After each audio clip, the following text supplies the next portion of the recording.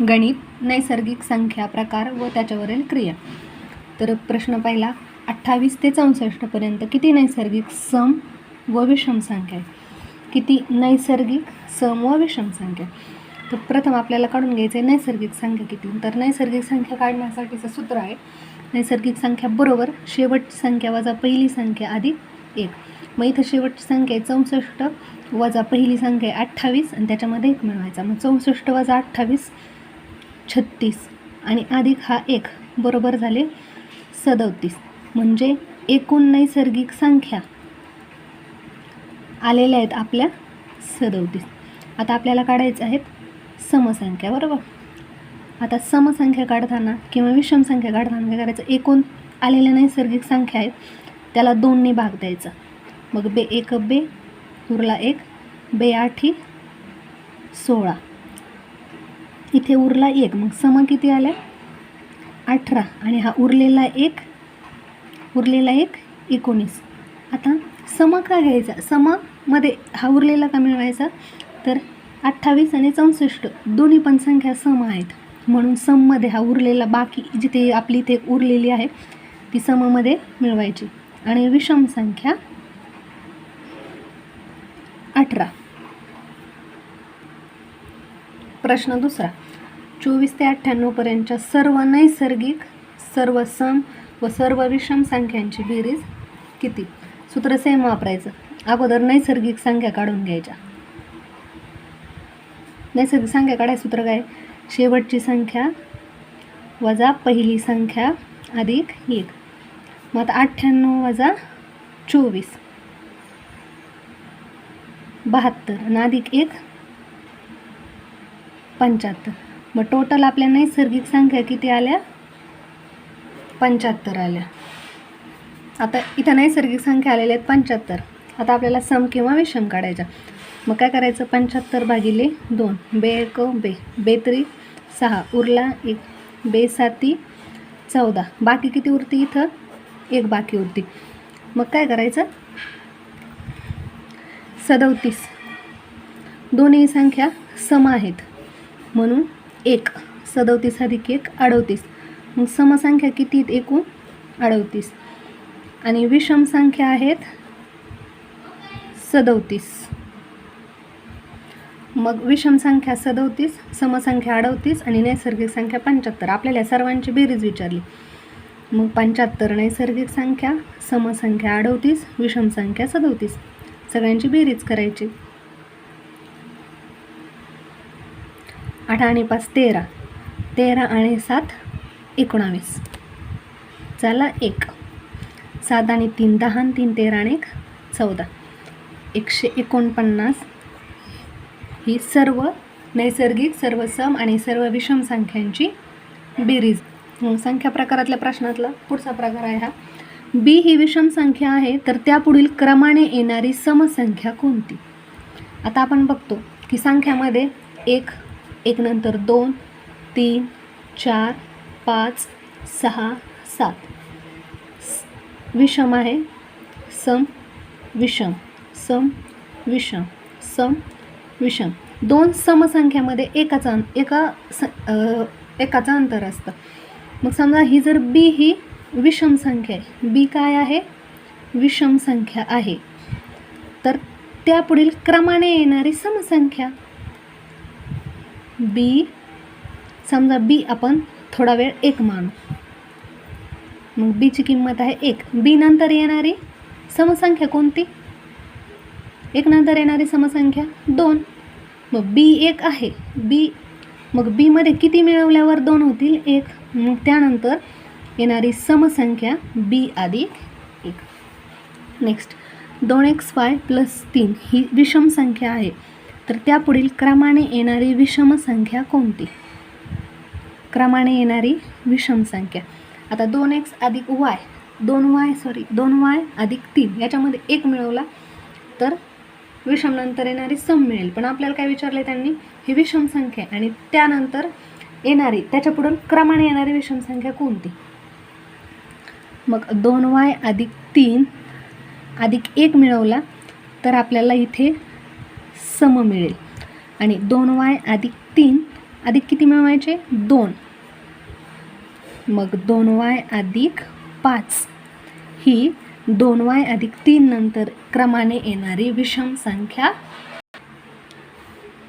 Next question आहे, 2 क्रमवार विषम संख्यांची बेरीज y आहे तर त्या संख्या शोधा. समजा पहिली संख्या आपण x मानायची, दोन्ही पण काय आहेत विषम आहेत, मग पहिली विषम संख्या x मानली तर दुसरी विषम संख्या काय येणार x अधिक 2 येणार, बरोबर ना. कारण दोन विषम संख्येमध्ये कितीचा फरक असतो, मध्ये एक संख्या असते, मग x अधिक 2 ही x नंतरची क्रमवार विषम संख्या आहे, बरोबर. आता या 2 क्रमवार विषम संख्यांची बेरीज y आहे. ह्या 2 ax अधिक दुसरी संख्या ax अधिक 2 बरोबर काय आहे y. x आणि x किती झाले 2x अधिक 2 बरोबर y. आता काय करायचं, 2x बरोबर हा 2 तिकडे पाठवायचा, इकडे अधिक आहे तिकडे गेल्यावर वजा होईल. मग आता x बरोबर y वजा 2, x बरोबर y वजा 2 भागिले हा 2 तिकडे गेल्यावर 2. ही काय झाली पहिली विषम संख्या झाली आपली x पहिली. आता दुसरी विषम संख्या काय आहे x अधिक 2. x ची किंमत काय आहे y वजा 2 भागिले 2 अधिक 2, बरोबर. आता इथे याच्या खाली काहीच नाही, इथे एक छेद घ्यायचा आणि छेद समान करून घ्यायचा, तिरकस गुणाकार करून छेद समान करून घ्यायचा. त्याचं उत्तर काय येतं मग y, छेद समान करण्यासाठी इथे कितीने गुणावं लागेल 2 ने आणि इकडे 1 ने, y वजा 2 अधिक इथे 2 ने गुणल्यावर 4 भागिले 2, y वजा 2 आणि 4 ची बेरीज करायची, किती झाली y अधिक 2 भागिले 2. ही काय आली दुसरी विषम संख्या. पहिली विषम संख्या आली y वजा 2 छेद 2, दुसरी विषम संख्या आली y अधिक 2 छेद 2.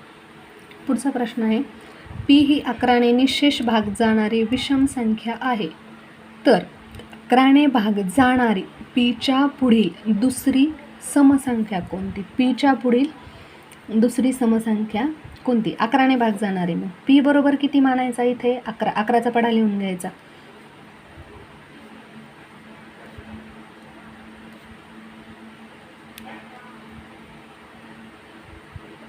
निशेष भाग जाणारी विषम संख्या आहे, ओके. p ही 11 ने निशेष भाग जाणारी विषम संख्या आहे म्हणजे p बरोबर 11. आता तर 11 ने भाग जाणारी p च्या पुढील दुसरी समसंख्या p 11, p च्या पुढील पहिली समसंख्या आहे ही विषम आहे, दुसरी समसंख्या आहे 44. मग p च्या पुढील 11 ने भाग जाणारी दुसरी समसंख्या किती आहे 44. पण परीक्षेला पर्याय विचारताना असं नाही विचारत, तिथं असं विचारतात p अधिक 33. आपण बघतो 44 ह्याच्यामध्ये तर पर्यायामध्ये 44 नसतं, मग p ची किंमत किती 11 अधिक 3 44, 11 अधिक 33 बरोबर 44. मग असा पर्याय आला तर हे उत्तर बरोबर, 44 आलं तरी ते उत्तर बरोबर. नेक्स्ट क्वेश्चन आहे, 1 ते 25 पर्यंतच्या सर्व मूळ संख्यांची बेरीज किती. तर हे तुम्ही पाठ करूनच ठेवा. 1 ते 25 पर्यंतच्या मूळ संख्या 2 अधिक 3 अधिक 5 अधिक 7 अधिक 11 अधिक 13 अधिक 17 अधिक 19 अधिक 23. बेरीज करा, त्याची बेरीज येते 100. मग 1 ते 25 पर्यंतच्या सर्व मूळ संख्यांची बेरीज किती आहे 100 आहे. शक्यतो असे प्रश्न पाठ करूनच ठेवायचे की 1 ते 100 मध्ये किती मूळ संख्या आहेत, 1 ते 100 पर्यंतच्या मूळ संख्यांची बेरीज किती, या प्रकारचे प्रश्न पाठ करून ठेवायचे. पुढचा प्रश्न, डी ही समसंख्या असेल, डी ही काय आहे समसंख्या असेल तर त्या पुढील येणारी चौथी विषम संख्या कितवी चौथी.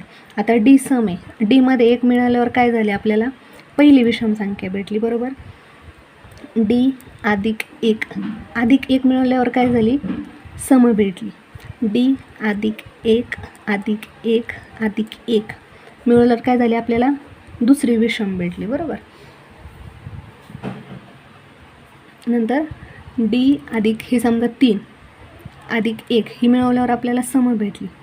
मग डी अधिक 3 अधिक 1 हे 4 आणि डी अधिक हे 4 अजून एक 5 भेटल्यावर आपल्याला काय झाली ही इथे एक सॉरी ही आपल्याला तिसरी विषम संख्या भेटली. डी अधिक हे 4 आणि 1 5 आणि अजून एक मिळवल्यावर आपल्याला काय भेटणार आहे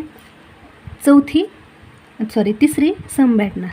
आणि डी अधिक 5 आणि 1 6 अधिक 1 ही आपल्याला काय झाली चौथी विषम संख्या भेटली. मग ती येते डी अधिक 7. पुढचा परीक्षेत येणारा हमखास प्रश्न म्हणजे त्रिकोणी संख्या. त्रिकोणी संख्येवर बरेच प्रश्न येत असतात खरं तर बघू आपण त्रिकोणी संख्या कशी काढायची. प्रश्न पहिला आहे, 15 पाया असलेली त्रिकोणी संख्या कोणती? तर त्रिकोणी संख्या काढायचं सूत्र पहा. त्रिकोणी संख्या बरोबर 2 क्रमवार नैसर्गिक संख्यांचा गुणाकार. आता 15 पाया असलेली म्हणून 15 आणि त्याच्या पुढे क्रमवार नैसर्गिक संख्या 16 आणि याचा पाया किती आहे 15. त्रिकोणी संख्या सूत्र काय आहे 2 क्रमवार नैसर्गिक संख्यांचा गुणाकार. पाया 15 दिला, त्याच्या पुढची क्रमवार संख्या 16 भागिले 2. 15 गुणिले 16 भाग करण्यापेक्षा बे 1 बे, बे 8 16. 15 8 किती 120. तर मग 15 पाया असलेली त्रिकोणी संख्या 120. आपण आणखी एक सरावासाठी घेऊ. 21 पाया असलेली त्रिकोणी संख्या काढा. त्रिकोणी संख्या बरोबर पहिली नैसर्गिक संख्या क्रमवार नैसर्गिक संख्या 22 भागिले 2 बे 1 बे, बे 11 22 बे 11 22. आता 21 गुणिले 11 बरोबर उत्तर येतं 231. आता मागील उदाहरणामध्ये आपल्याला पाया दिला होता आणि पायावरून त्रिकोणी संख्या काढायची होती. पण आता आपल्याला त्रिकोणी संख्या दिलेली आहे आणि त्यावरून आपल्याला पाया कसा काढायचा ते पाहिजे. तर त्रिकोणी संख्या काय दिलेली आहे आपल्याला 55. किती दिलेली आहे त्रिकोणी संख्या 55. त्रिकोणी संख्या 55 या त्रिकोणी संख्येचा पाया किती 55 ही त्रिकोणी संख्या दिली. आता काय करायचं दिलेली जी त्रिकोणी संख्या आहे याला 2 ने गुणायचं पाया काढण्यासाठी. मग 55 गुणिले 2 बरोबर 110 बरोबर गुणाकार आला. आता एक काय करायचं हा जे आपला गुणाकार आला त्याच्या अलीकडचं म्हणजे अगोदरची पूर्ण वर्ग संख्या घ्यायची. मग 110च्या अगोदरची पूर्ण वर्ग संख्या आहे 100. किती आहे 100 आणि 110 नंतरची पूर्ण वर्ग संख्या आहे 121. तर अगोदरची घ्यायची म्हणजे 100 बरोबर. मग याच्या अगोदरची किती पूर्ण वर्ग संख्या आहे 100 आणि त्याचं वर्गमूळ घ्यायचं 10 म्हणून 55 या त्रिकोणी संख्येचा पाया किती आहे 10. तुम्ही करून सुद्धा बघू शकता की ही 10 पाया घेऊन त्रिकोणी संख्या 55 येते का. 10 गुणिले पुढची संख्या 11 भागिले 2 बे 5 10 11 5 55 बरोबर. म्हणजे पाया किती आला 10.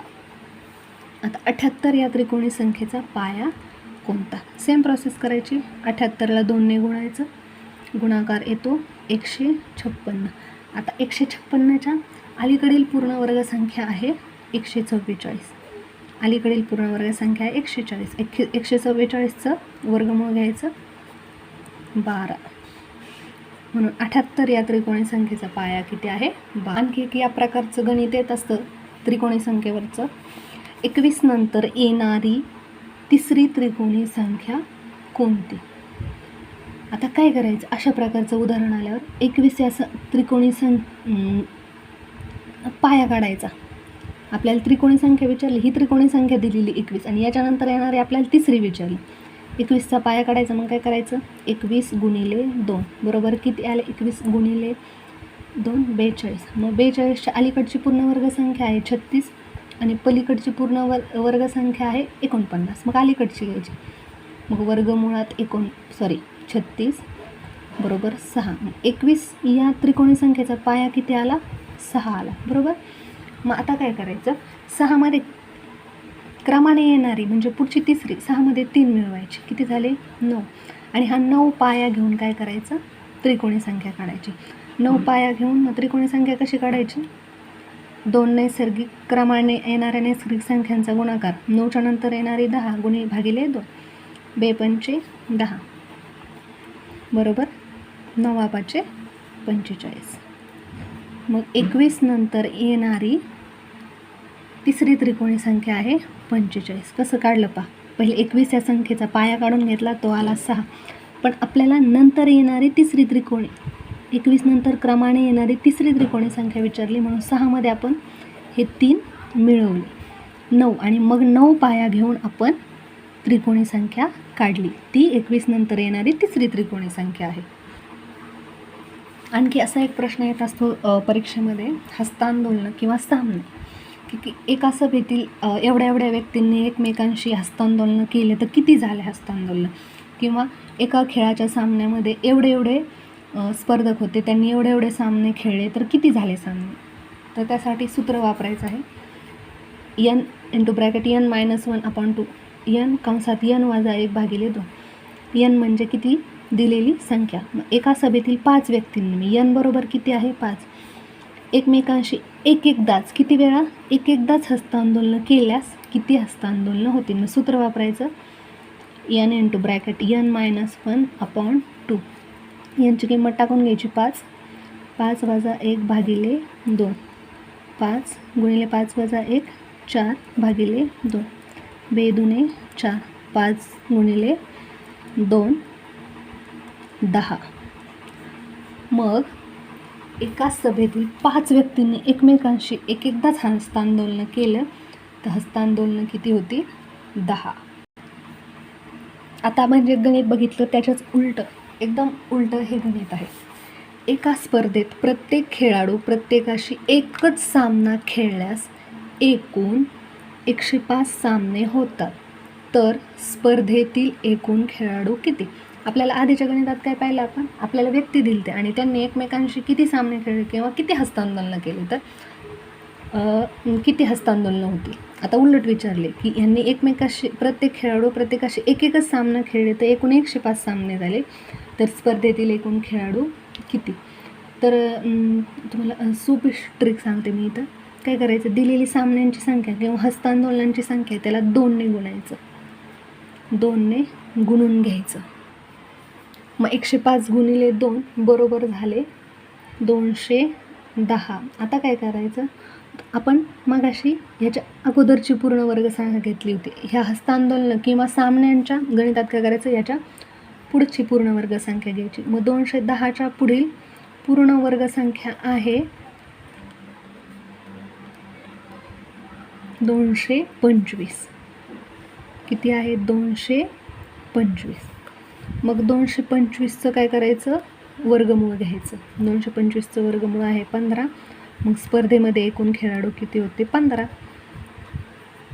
परत एकदा सांगते कसं करायचं. दिलेले सामने किंवा दिलेले हस्तांदोलन त्याला 2ने गुणायचं आणि जी संख्या येईल त्याच्या पुढील पूर्ण वर्गसंख्या घ्यायची आणि त्याचं वर्गमूळ काढायचं. आता तर त्याचं वर्गमूळ आलेलं आहे 15. आता आपण वाटलं तर एकदा चेक करून बघू, खेळाडू किती आलेले आहेत आपले? 15. समजा 15 खेळाडू एकमेकाशी एकच सामना खेळले तर किती सामने होतील? n × n-1/2. 15 × 15 - 1/2. 15 गुणिले 15 - 1 14 भागिले 2, 2 7 14, 15 7 105. मग जर तुम्हाला हस्तांदोलन किंवा सामन्यांची संख्या दिली असेल तर ही ट्रिक वापरायची. दिलेल्या संख्येला 2ने गुणायचं आणि त्याच्या पुढील पूर्ण वर्गसंख्या घेऊन त्याचं वर्गमूळ काढायचं.